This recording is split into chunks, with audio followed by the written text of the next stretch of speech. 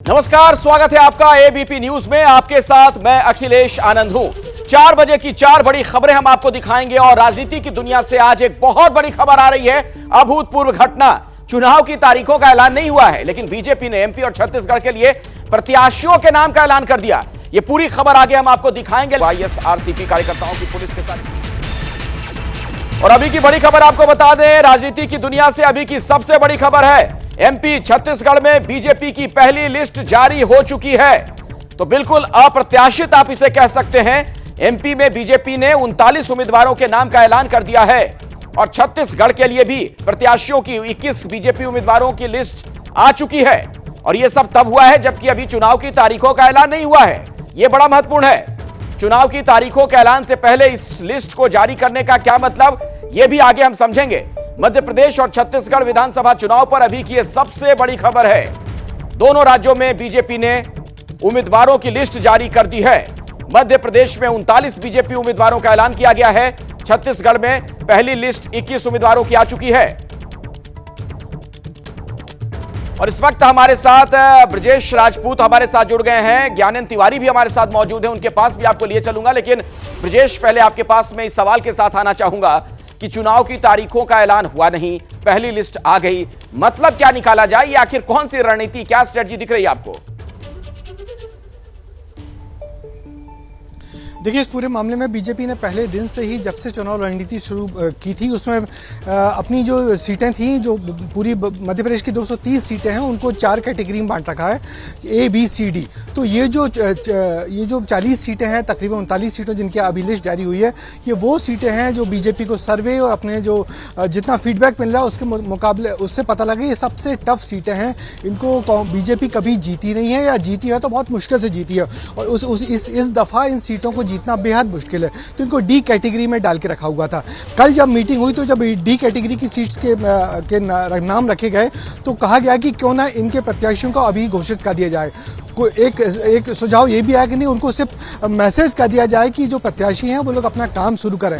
मगर फिर ये कहा गया कि किस आधार पर वो लोग अपना काम शुरू करेंगे, पैसे खर्च करेंगे, तो क्यों ना इनको पहले ही नाम घोषित कर दिया जाए। तो इस चर्चा के बीच में कल तय कर लिया गया था कि ये 40 नामों का ऐलान आने वाले दिनों में कर दिया जाएगा। मगर इतने जल्दी कर दिया जाएगा ये निश्चित या अप्रत्याशित है।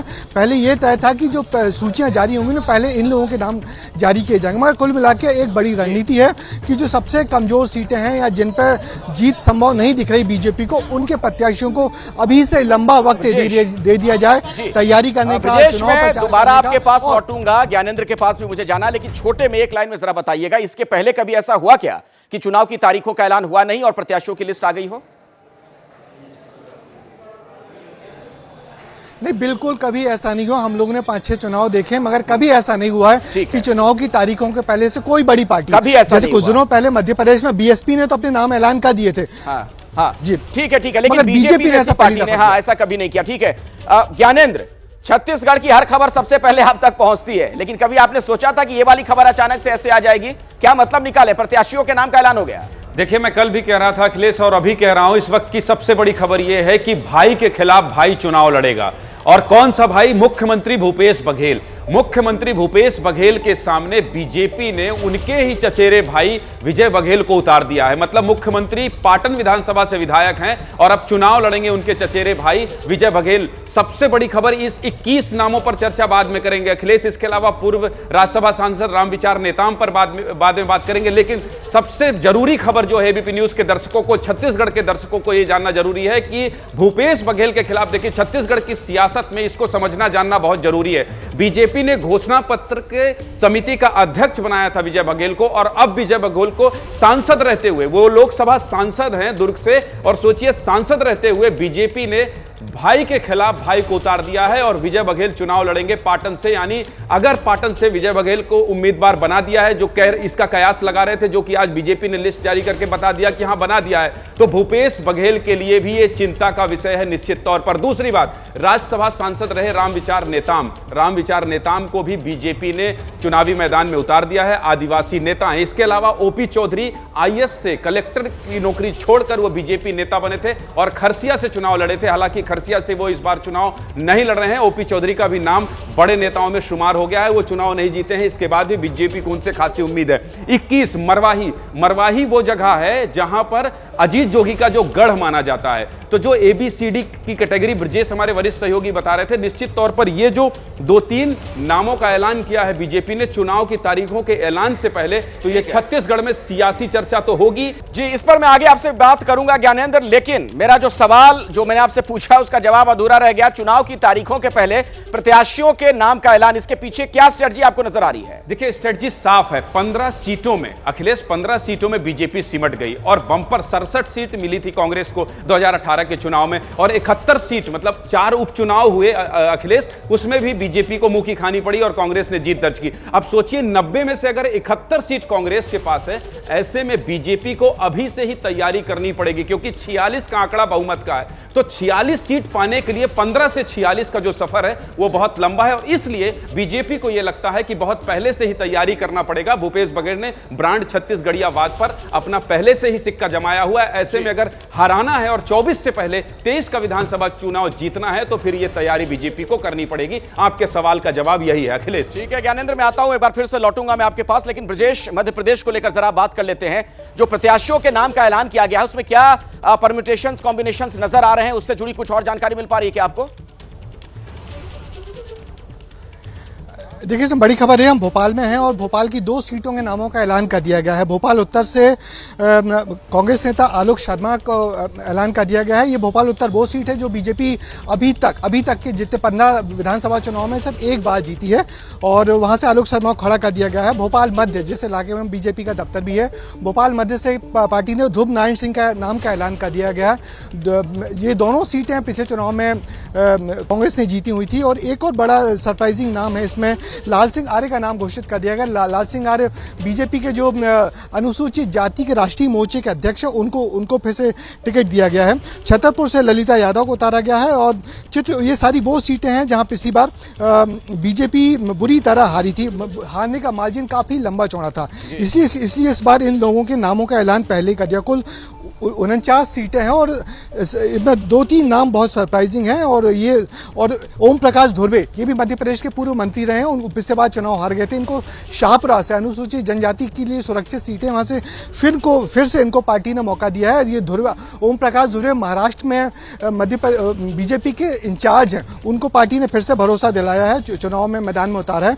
तो कुछ बड़े बड़े नामों को तो एडजस्ट किया गया है, मगर निश्चित ही ये वो सारे नाम हैं जो अपने इलाके के कद्दावर नेता हैं, चाहे आलोक शर्मा हो, चाहे ध्रुव नारायण सिंह हो, लाल सिंह आर्य हो। और इसमें एक चौंकाने वाला नाम और है, वो है प्रीतम सिंह लोधी का। प्रीतम सिंह लोधी उमा भारती के करीबी हैं, और इन्होंने बीच में इनको पार्टी से निकाल दिया गया था, फिर उमा भारती के कहने पर इनको पार्टी में लिया गया है और पार्टी से टिकट दी गई है। ये लोधी जाति के बहुत बड़े नेता माने जाते हैं। ठीक है ब्रजेश, आपके पास भी मैं लौटूंगा, और हमारे साथ अंकित गुप्ता और हमारे वरिष्ठ सहयोगी आशीष कुमार सिंह भी जुड़ गए, उनका भी मैं रुख करूंगा। लेकिन अभी की एक और बड़ी खबर, अरविंद केजरीवाल इस वक्त दिल्ली विधानसभा में बोल रहे हैं, जरा पहले उनका संबोधन सुन लेते हैं, फिर आपकी राजनीति पर बात होगी।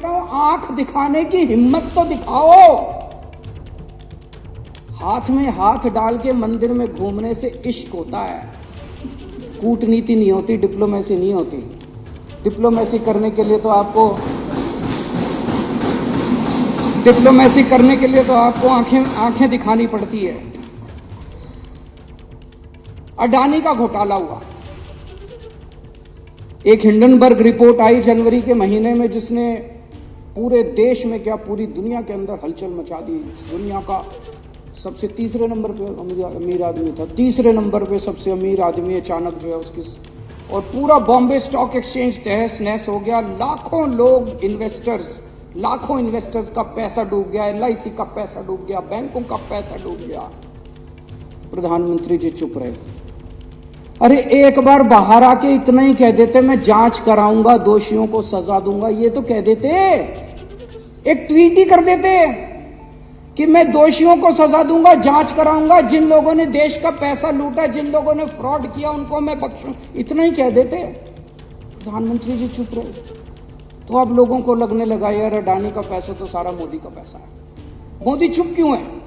मोदी बोलता क्यों नहीं है? मोदी बचा क्यों रहा है उसको? तो लोगों को लगने लगा यार ये सारा पैसा जो है ये मोदी का पैसा है। जनता जानना चाहती है असलियत क्या है। अगर प्रधानमंत्री चुप हो जाएगा और कुछ बोलेगा नहीं तो अफवाहों का बाजार गर्म होता है। चारों तरफ अफवाहें फैलती हैं और देश के लिए अच्छी बात नहीं है अगर चारों तरफ अफवाहें फैले इस तरह से। इनके समय में पिछले 9 साल में 13 लाख करोड़ रुपए के बैंकों के कर्जे कुछ चंद अमीर लोगों के माफ कर दिए गए। इन्होंने नीरव मोदी को भगा दिया, इन्होंने मेहुल चोकसी को भगा दिया, ललित मोदी को भगा दिया, विजय माल्या को भगा दिया।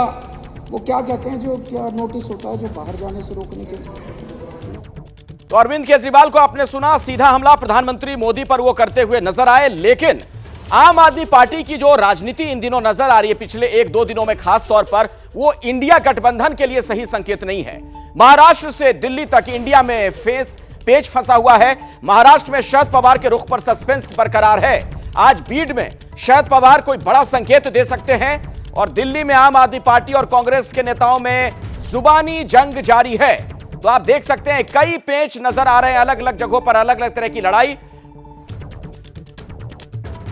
2024 लोकसभा की तैयारियां कांग्रेस ने शुरू कर दी हैं। दिल्ली की 7 सीटें हैं, 19 पे आप 2 नंबर पर आए थे, अभी आप जोर लगाइए, आप 7 जीत सकते हैं। तैयारी 7 पर कर। तो समझ में नहीं आ रहा है कि आम आदमी पार्टी है, उनके जो हैं समझ के लिए मैं क्या कहूँ। Alka Lamba is a spokesperson, she is not a authorise spokesperson for talking on such major important issues. एक स्वार्थपूर्ण जो दोस्ती है, जब स्वार्थ की पूर्ति हो जाती है तो उस दोस्ती में दरार आना जरूरी है। तो पार्लियामेंट में दिल्ली का बिल पेश होने के बाद केजरीवाल जी को अब कांग्रेस की जरूरत नहीं है। देखिए, बड़ी तस्वीर यह नजर आ रही है कि अरविंद केजरीवाल और कांग्रेस के बीच गठबंधन का जो कंफ्यूजन है वो बढ़ता जा रहा है, क्योंकि कांग्रेस के ही नेता संदीप दीक्षित ने इन्हें बेवकूफ तक कह डाला। आम आदमी पार्टी भी कांग्रेस पर हमलावर है। सुनिए जरा। लगता है कि अगली बैठक से पहले किसी तरह के बयानबाजी से सभी लोगों को बचने की ज़रूरत है। अगर कांग्रेस का स्टैंड बेंगलोर वाली बैठक के अनुसार अगर स्पष्ट है तो हम तो उसके हिस्सा हैं। सर, आम आदमी पार्टी तो बेवकूफ़ों की फौज है ना, कुछ समझो तो आप। तैयारी का क्या मतलब होता है? तैयारी का मतलब है कि हमने कैंडिडेट डिक्लेयर कर दिए। मतलब मैं ये नहीं कह रहा हूँ कि कोई उनके साथ गठबंधन होगा, नहीं। दिक्कत क्या ना कि वो पूरे दिन झूठ में जीते हैं, झूठ ब्लैकमेल, बस और कुछ नहीं है। किसी भी पार्टी का कोई प्रवक्ता ये डिसाइड नहीं कर सकता कि किस राज्य में कितनी सीट शेयरिंग होगी। ये बड़ी गंभीर चर्चा के विषय हैं। जितने भी गठबंधन के दल होते हैं वो सामने बैठते हैं, अपनी कैलकुलेशंस लेके बैठते हैं, अपने क्राइटेरियाज लेके बैठते हैं, उस पर चर्चा होती है। हम जितना अरविंद केजरीवाल जी को जानते हैं, अभी शायद पूरा देश भी जानने लग गया है। और हमारे गृह मंत्री जी ने तो संसद में अपने बयान में कह ही दिया था कि जैसे ये बिल गिरेगा उसके बाद अरविंद केजरीवाल की जो असलियत है वो आपके सामने आ जाएगी और वो आपका साथ छोड़ देगा। तो भानीमती का जो कुनबा कहते हैं, शायद यही वजह है। अपनी डफली अपना राग। तमाम नेताओं को आप सुन रहे थे। सीधे मैं आशीष कुमार सिंह का रुख करना चाहूंगा। हमारे सहयोगी लगातार हमारे साथ जुड़े हुए हैं। आशीष, ये जो जुबानी जंग दिख रही है, इसका क्या मतलब आप निकाल रहे हैं? देखिए, अक्यूट कॉन्ट्रडिक्शंस हैं जिसकी लगातार जिक्र हो रहा था जब ये इंडिया अलायंस का कमिंग टुगेदर हो रहा था अखिलेश, तभी इस बात की शंकाएं थी कि ये सभी लोग दिखावा तो कर रहे हैं कि एक साथ 2024 में मोदी को टेक ऑन करेंगे। पहले 450 सीटों पर साझा कैंडिडेट उतारने की बात की गई, फिर वो घट के तकरीबन 300 सीट हो गई। बेंगलोर वाली बैठक में कवर कर रहा था जहां सीताराम येचुरी ने क्लियरली कह दिया कि स्टेट स्पेसिफिक अलायंसेस किए जाएंगे। तो क्लियरली आप कॉन्ट्रडिक्शन देखिए, जहाँ कई स्टेट्स हैं भाई। पश्चिम बंगाल में तृणमूल कांग्रेस और लेफ्ट के बीच में टकराव है। महाराष्ट्र में क्या हो रहा है वो हम लगातार देख रहे हैं। शरद पवार साहब क्या कर रहे हैं, अजीत पवार से मिल रहे हैं, प्रधानमंत्री को एक सम्मान देने के लिए वो वहां पहुंच गए थे। आज की बात करिए, नीतीश कुमार कैसे अटल बिहारी वाजपेयी के 5वें पुण्यतिथि पे पहुंच गए। तो तमाम तरीके के सवाल उठ रहे हैं। ऐसे में दिल्ली में आम आदमी पार्टी और कांग्रेस के बीच का ये टकराव निश्चित तौर पर ये दिखाता है कि दिखाने के लिए भले ही इंडिया अलायंस के सभी पार्टनर्स एक साथ इंटैक्ट हैं, लेकिन इंटरनल कॉन्ट्रडिक्शंस इतने हैं जिनको एड्रेस करना बहुत जरूरी है। अरविंद केजरीवाल, अखिलेश, मैं आपको बताऊं कि जब बेंगलोर में बैठक हुई थी तब उन्होंने स्पष्ट कह दिया था बैठक के अंदर कि जल्द से जल्द सीट अलायंस कर लीजिए वरना समय हमारे हाथ से निकल जाएगा। और इसी बात का आम आदमी पार्टी का दबाव भी है कांग्रेस पार्टी पर, जो कि इंडिया अलायंस को लीड कर रही है। ऐसे में अलका लांबा, हालांकि मेरी उनसे कल बात हुई थी, उनका यह कहना है कि उन्होंने इन एज मेनी वर्ड्स ये नहीं कहा था कि हम अलायंस नहीं कर रहे हैं। उनका यह कहना था, जो कि एबीपी न्यूज से बात करते वक्त उन्होंने कहा कि सातों सीट पर प्रिपेयर्ड रहने के लिए कहा गया। ये बात आम आदमी पार्टी को नागवार गुजरी है। बिल्कुल स्टेटेड पोजीशन क्लियर है कि अगर ऐसा है तो वो बाहर निकल जाएंगे। तो निश्चित तौर पर आपसी फूट खुलकर के सामने आ रही है और बहुत बड़े-बड़े चैलेंजेस। आशीष आपने किया, दोबारा मैं आपके पास लौटूंगा, लेकिन अभी एक और बड़ी खबर है। महाराष्ट्र के बीड में शरद पवार की रैली, बीड में अजीत पवार के पोस्टर लगाए गए हैं। यहां शरद पवार की रैली है, वहीं पर पोस्टर लगाए गए।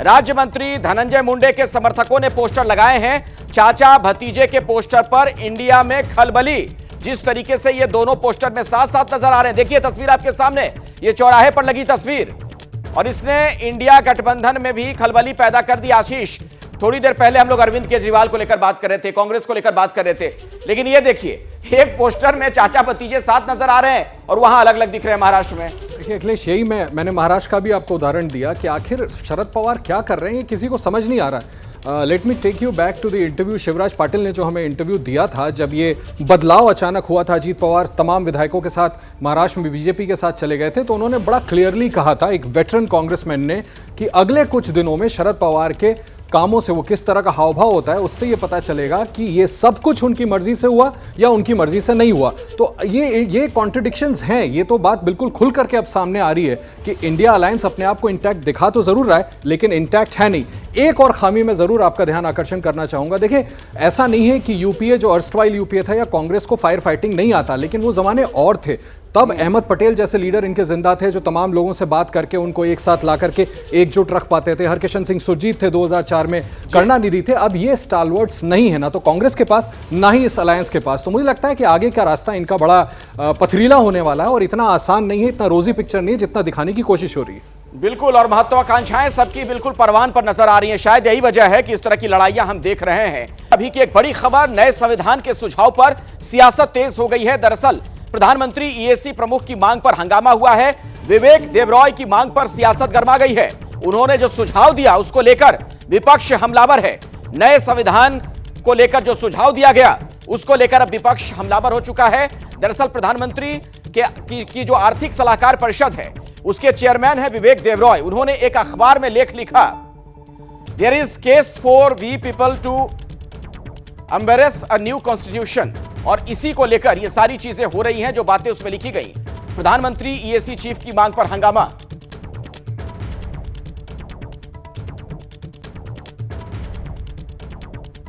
तो विवेक देबरॉय की आर्टिकल पर सियासी तपिश बढ़ गई है। विपक्ष ने विवेक के बहाने बीजेपी की घेराबंदी तेज कर दी और नए संविधान की मांग पर तीखा हमला बोला है। ये व्यक्ति विशेष जो है ना, ये अपनी जुबान से तो बोल नहीं रहा, इनसे बुलवाया जा रहा, और इसके पीछे मंसूबे जो है ना, वो बिल्कुल स्पष्ट है। जब जब एक तानाशाही मनोवृत्ति को संवैधानिक रुकावटें दिखती हैं कि आप अपनी मर्जी से नहीं कर सकते, तो आप संविधान को ही खारिज करने की कोशिश करते हैं। संविधान बदलने को लेकर इकोनॉमिक एडवाइजरी काउंसिल के चेयरमैन विवेक देबरॉय के बयान ने हैरान कर दिया है। दरअसल अनेक संविधान संशोधनों के जरिए संविधान का जो मूल चरित्र है उसको बदलने की कोशिश भारतीय जनता पार्टी ने अनेक अवसरों पर की है। तो जिनके बयान पर यह हंगामा शुरू हुआ, विवेक देबरॉय कौन है, उनके बारे में जरा आप जानकारी जुटा लीजिए। आपको हम बता दें उनके बारे में, आखिर विवेक देबरॉय कौन है। पीएम आर्थिक सलाहकार परिषद के वो अध्यक्ष हैं, नीति आयोग के सदस्य भी हैं और नामचीन अर्थशास्त्री हैं। एक बड़े अर्थशास्त्री के तौर पर उनकी पहचान रही है।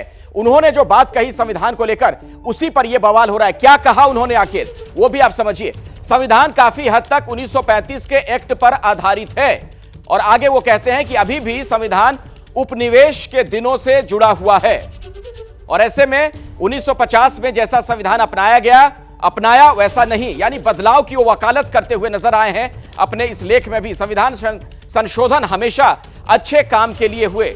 कई देशों के लिखित संविधानों की औसत आयु 17 साल, यह भी तर्क उन्होंने दिया है। 1973 का जजमेंट संशोधनों पर लागू, नए संविधान पर नहीं, यह उनका कहना है। 2002 में संविधान समीक्षा आधे अधूरे मन से की गई। संविधान में कुछ बदलाव करने से बात नहीं बनेगी। सोचना होगा कि 2047 में हम लोगों को एक नया संविधान बनाना होगा। यह बात कही है विवेक देबरॉय ने। तो विवेक देबरॉय की कही यह बात, और ऐसे में विपक्ष एक बार फिर से हमलावर हो चुका है, क्योंकि विपक्ष के नेताओं के पहले भी आप बयान सुनते रहे हैं। अंकित गुप्ता के पास सीधे मैं आपको लिए चलूंगा। अंकित, यानी विपक्ष के लोग जो कहते रहे, आरोप लगाते रहे कि यह संविधान बदलना चाहते हैं बीजेपी वाले, वही बवाल अब शुरू हो जाएगा इस बयान के बाद। देखिए, ये जो लेख है उसके बाद में जो है निश्चित तौर पर विपक्ष तो हमलावर जरूर है, लेकिन अखिलेश हमको ये भी समझना होगा कि क्या ये वाकई में मुमकिन है। आज के हालात में इतना आसान नहीं है। देखिए, विपक्ष लगातार ये कह रहा है और वो उदाहरण दे रहा है कि देखिए जिस तरीके से इन्होंने सीआरपीसी, आईपीसी में बदलाव कर दिया है, एविडेंस एक्ट में बदलाव कर दिया, इसी तरीके से संविधान में संशोधन की बात होने लगी है। लेकिन कानून क्या कहता है, संविधान क्या कहता है? संविधान में संशोधन कब हो सकता है? संविधान में संशोधन तब हो सकता है जब देश भर के कुल सांसद, कुल विधायकों की जो संख्या है उसका 2/3 उस संविधान को बदलने के लिए तैयार हो। और आज की तारीख में यह मुमकिन नहीं है। क्यों? क्योंकि ऐसा नहीं है कि देश के हर राज्य में बीजेपी की सरकार है, 2/3 बहुमत उसके पास में है। इसका मतलब तो यह है संविधान संशोधन तो तभी हो सकता है जब कॉन्स्टिट्यूएंट असेंबली बुलाई जाए, यानी कि संविधान सभा बुलाई जाए। और संविधान सभा वो होती है जिसमें 2/3 सांसद भी होते हैं और देश भर के जो तमाम विधायक हैं उनका 2/3 प्रतिनिधित्व वहां पर मौजूद होता है। और देश के अलग अलग राज्यों में बीजेपी के अलावा भी अलग अलग सरकारें हैं। तो ऐसे में ये इतना आसान तो नहीं है, लेकिन हाँ, विवाद तो जरूर खड़ा हो गया। हाँ, विवाद खड़ा हो गया। और आशीष, मैं आपसे यह भी समझना चाहूंगा कि अगर विवेक देबरॉय ये बातें कहते हैं तो क्या वो अपनी इच्छा के मुताबिक ये बातें कह देंगे, या किसी तरीके का कोई संकेत उन्हें ऊपर से मिला होगा? उनकी इस बात का मतलब क्या निकाला जाए? देखिए, निश्चित तौर पर इसमें तो कोई डाउट नहीं है अखिलेश कि बिना ऊपर से संकेत के, बिना गवर्नमेंट के संकेत के वो इतनी बड़ी बात, वो भी एक लेख के माध्यम से नहीं लिखेंगे। हालांकि वो खुद इतने बड़े लीगल, माफ कीजिएगा, फाइनेंशियल लिमिनरी हैं कि वो अपनी राय भी ज़रूर सामने रख सकते हैं। मुझे ऐसा लगता है कि जब उन्हें ऊपर से इस बात का कहीं ना कहीं से संकेत मिला होगा, तब उन्होंने इलैबोरेट तरीके से अपनी राय व्यक्त की है। देखिए, unless it is being done, उनके मन में अगर ऐसा है, या गवर्नमेंट ऐसा अगर चल करके आगे कोई स्टेप उठाती है to further more strengthen you and me, Akhilesh, अगर हमारे और आपके और सिटीजन्स की ताकत को और बढ़ाया जाता है, कॉन्स्टिट्यूशन को और ज़्यादा राइट्स बेस्ड बनाने का कोई इरादा मोदी सरकार का है, तो मुझे लगता है then this is debatable. Stake holders को अगर इन्वॉल्व करके इस पर बात की जाए और कॉन्स्टिट्यूशन को सकारात्मक तरीके से बदलने के लिए कोई चर्चा होती है, तो मुझे नहीं लगता कि इतना क्लोज्ड हमें होना चाहिए कि इस पर सीधे पर्दे डाल दें और इसका सिर्फ और सिर्फ विरोध किया जाए। मुझे लगता है ये कैसे प्ले आउट होता है ये देखना होगा। इस पर विपक्ष क्या पोजीशन लेता है और गवर्नमेंट सबको, स्टेक होल्डर्स को साथ में लेने के लिए क्या कदम उठाती है, उस पर मुझे लगता है ज्यादा नजर रखनी चाहिए। सवाल यह भी है टाइमिंग को लेकर। अंकित, जरा यह बताइए, अगर अभी ये बात कहते हैं विवेक देबरॉय, तो उसका अर्थ क्या निकाला जाए? देखिए, वो ये बात इस वजह से भी शुरू हुई है क्योंकि अभी हमने जो कानून का बदलाव का जो मसौदा पेश किया केंद्रीय गृह मंत्री अमित शाह ने लोकसभा में, वो हालांकि सेलेक्ट कमेटी के पास भेज दिया गया, लेकिन उसमें हुआ क्या है, उसमें जो आज़ादी से पहले के कानून थे उसको पूरे नए सिरे से भारत के हिसाब से अब वो जो है तय किया गया है। फिर चाहे वो इंडियन पिनल कोड हो, फिर चाहे वो सीआरपीसी हो, फिर चाहे वो एविडेंस एक्ट हो। और उसी के बाद से चर्चा शुरू होने लगी कि अगर हम अंग्रेजों के ज़माने के जो कानून थे अगर हम उनको बदल रहे हैं तो क्यों नहीं संविधान पर भी हम उसी तरीके से गौर करते हैं। और वही कमोवेश आशय था इस आर्टिकल का। लेकिन निश्चित तौर पर ये संविधान है, जो अंग्रेजों ने तो नहीं बनाया ना। सवाल तो ये खड़ा होगा ना अंकित कि संविधान तो अंग्रेजों ने बनाया नहीं, हमारे देश का संविधान। क्या चुनाव से जोड़कर देखा जाए अभी विवेक देबरॉय जो बात कह रहे हैं? देखिए, विपक्ष जरूर इसको जो मुद्दा बनाएगा, लेकिन यकीन मानिए कि इतना आसान नहीं है और मुझे नहीं लगता कि सरकार की तरफ से इस पर जो कोई खुलकर बोलेगा भी। हालांकि मैंने भी कई लोगों से बात करने की कोशिश की है और यही मेरे को जानकारी दी गई या यही जवाब मिला कि ये उनका एक निजी राय हो सकती है, लेकिन फिलहाल अभी हम लोगों की यानी कि बीजेपी या उसके तमाम नेताओं को इस पर कुछ नहीं कहना और इसको बेवजह मुद्दा नहीं बनाना चाहते। विपक्ष भले ही कुछ भी कहे, तो निश्चित तौर पर अभी इसको चुनाव से जोड़कर देखना थोड़ी सी जल्दबाजी जरूर होगी, क्योंकि ये उनका एक आर्टिकल है जिससे जो है एक पक्ष सामने आने लगा है, एक विवाद खड़ा हो गया है, अलग अलग तरह के बयान सामने आने लगे हैं। लेकिन फिलहाल सरकार के लेवल पर अभी इस बात की किसी तैयारी की ओर कोई इशारा तो नहीं मिल रहा है। अंकित, आप हमारे साथ जुड़े रहें। अब दर्शकों तक एक और खबर मैं पहुंचाना चाहूंगा। बड़ी खबर आज पाकिस्तान से भी है, जहां गैर मुस्लिमों पर कहर, कट्टरपंथियों ने 21 चर्च को आग के हवाले कर दिया है। ईश निंदा के आरोप में कट्टरपंथियों ने यह जुल्म ढाया है। फैसलाबाद में चर्च में की गई तोड़फोड़, कई ईसाई परिवार के घरों में लूटपाट हुई है। पुलिस ने 129 लोगों को गिरफ्तार किया है और एहतियात के तौर पर मौके पर इस वक्त फोर्स की तैनाती कर दी गई है। लेकिन आप देखिए पाकिस्तान में किस तरीके के हालात। वो पाकिस्तान जो भारत के अंदरूनी मामलों में अक्सर दखल देता है, यहां पर माइनॉरिटीज पर अत्याचार की बातें करता है, प्रोपेगेंडा चलाता है, लेकिन उस देश में क्या हालात है उसका अंदाजा आप लगा सकते हैं। पाकिस्तान के पंजाब प्रांत के फैसलाबाद में यह सब कुछ हो रहा है। कहने के लिए, हालात काबू में करने के लिए पुलिस के साथ साथ पाकिस्तानी रेंजर्स को भी तैनात कर दिया गया, लेकिन सब के सब मूक दर्शक बने हुए हैं, तमाशबीन बने हुए हैं। कल पुलिस तमाशा देखती रही और उसके बाद जो रेंजर्स आए, जिनकी वहां पर तैनाती की गई, वो अब तमाशबीन के तौर पर नजर आ रहे हैं। और नतीजा यह हुआ कि एक के बाद एक 21 चर्चों को आग के हवाले कर दिया गया, तोड़फोड़ की गई। और यह कोई पहली बार हुआ नहीं है, क्योंकि जिस मुल्क में संविधान मजाक है, सरकार कठपुतली होती है, खजाना खाली है, अवाम बदहाल है, उस मुल्क में अल्पसंख्यकों का क्या हाल हो सकता है। इन तस्वीरों को देखिए, समझिए, ये तस्वीरें उसी की बानगी हैं। घर पे थे हम लोग, बाहर नहीं निकले जब ये मसला पैदा हुआ है। तो बाहर शोर होना शुरू हो गया कि रैली आ गई, लोग घरों को आग लगा रहे हैं। तो जैसे हम लोग घरों को बाहर निकले, उन्होंने पकड़ के तो सारे घर को पेट्रोल छिड़क के आग लगा दी हमारे सामने। इसी खबर पर और अधिक जानकारी लेते हैं। जमीर अली हमारे साथ जुड़ गए, हमारे सहयोगी। जमीर, क्या सूचना आपके पास और है, क्या जानकारी मिल रही है, अभी क्या हालात हैं? जी, इस वक्त तो फैसलाबाद का जो इलाका है जड़ावाला, वहाँ पर हालात कंट्रोल में है, क्योंकि गुज़िश्ता रोज़ जब हालात बिल्कुल काबू से बाहर हो गए थे तो पंजाब हुकूमत की दरख्वास्त पर रेंजर्स तैनात कर दी गई थी। लेकिन जब तक रेंजर्स पंजाब हुकूमत ने तैनात की, तब तक ये इंतहाई अफसोसनाक वाक़यात हो चुके थे। 21 चर्चिज़ को आग लगा दी गई थी, जबकि उसके साथ साथ मुतअद्दिद घरों को भी आग लगा दी गई थी, जो कि एक क्रिश्चियन कम्युनिटी, जो कि बहुत ही गरीब कम्युनिटी है, वहाँ पे रहती है, उनके बेशुमार घरों को आग लगा दी गई। अब इस हवाले से उनका जो इल्ज़ाम था वो था मज़हब की तौहीन के हवाले से। यकीनी तौर पे अगर मज़हब की तौहीन हुई है तो वो जिन लोगों ने किए उनको सज़ा मिलनी चाहिए थी कानून के तहत, ना कि उन मासूम और बेगुनाह लोगों के घर जला दिए जाएँ जिन लोगों को इन्होंने आग लगा दी। लेकिन बड़ी अफसोस की बात है कि पाकिस्तान में ये एक इंतहाई खौफनाक एलिमेंट है कि मज़हब की आड़ लेकर लोग कोई भी कार्रवाई कर लेते हैं, कोई भी बयान दे देते हैं, या फिर किसी के भी घर को आग लगा देते हैं, तो फिर उसके हवाले से बात करना भी बड़ा मुश्किल होता है। तो यहाँ पर हमारे जैसे जो लोग खुलकर बात करते हैं उनके लिए भी बड़े प्रॉब्लम हो जाते हैं कि जब वो इस हवाले से जो मजहबी इंतहा पसंद और मजहबी आड़ लेकर दहशतगर्दी करने वाले लोग हैं, जब उनके खिलाफ बात करते हैं तो फिर बहुत ही मुश्किल होती है। तो ये एक इंतहाई अफसोसनाक सूरत हाल है पाकिस्तान में। मेरा ख्याल है जो इंसानी हुकूक की हम बात करते हैं उसके हवाले से अब इस पे सवाल ये खड़ा होगा ना कि क्या जो माइनॉरिटीज हैं वहां पर सुरक्षित हैं, सेफ हैं? ये तो लॉलेसनेस है जिस तरीके के हालात हम वहां पर देख रहे हैं। सरकार क्या कह रही है, एडमिनिस्ट्रेशन का क्या रुख है अब इस पर? देखिए, सरकार का रुख तो क्लियर है कि सरकार इसको पूरी तरह से काबू करने की कोशिश कर रही है और इसके हवाले से इसके खात्मे की कोशिश कर रही है। लेकिन अफसोस की बात यह है कि यहाँ पर सरकार जब तक जागती है तब तक जो आम आदमी है उसके साथ बहुत ज़्यादा जुल्म हो चुका होता है। यहाँ पर अक़लियतों के हवाले से पाकिस्तान का आइन और जो मज़हब की तालीमात है वो तो वाज़ेह है, लेकिन मसला ये कि यहाँ पर आइन को कोई पूछता नहीं और जो मज़हब की तालीमात हैं उन का एक गलत इस्तेमाल किया जाता है। कुछ मखसूस तबका है जो कि मजहब की आड़ लेकर अपने मकासद को हासिल करता है और उन मकासद को हासिल करने के लिए। ठीक है जमीर, इस खबर पर आप नजर बनाकर रखिए। फिलहाल बहुत बहुत शुक्रिया इस पूरी जानकारी के लिए आपका। और अभी की एक बड़ी खबर आपको बता दें कि मिशन चंद्रयान 3 का सबसे अहम पड़ाव शुरू हो चुका है। प्रोपल्शन मॉड्यूल और लैंडर अलग हो गए और बड़ी खबर यह कि कल शाम 4 बजे लैंडर चांद की सतह के और करीब कक्षा में आएगा। स्पीड धीमी की जाएगी तब। और आपको यह भी बता दें कि 23 अगस्त को शाम 5:45 पर चांद पर लैंडिंग होगी, जिसका हर किसी को बेसब्री के साथ इंतजार है।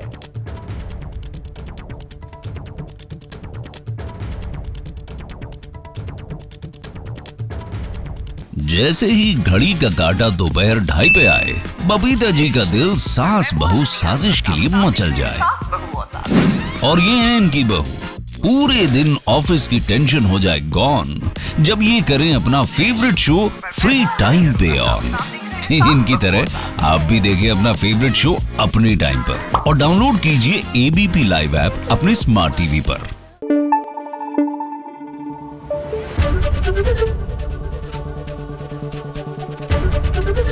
एबीपी न्यूज आपको रखे आगे।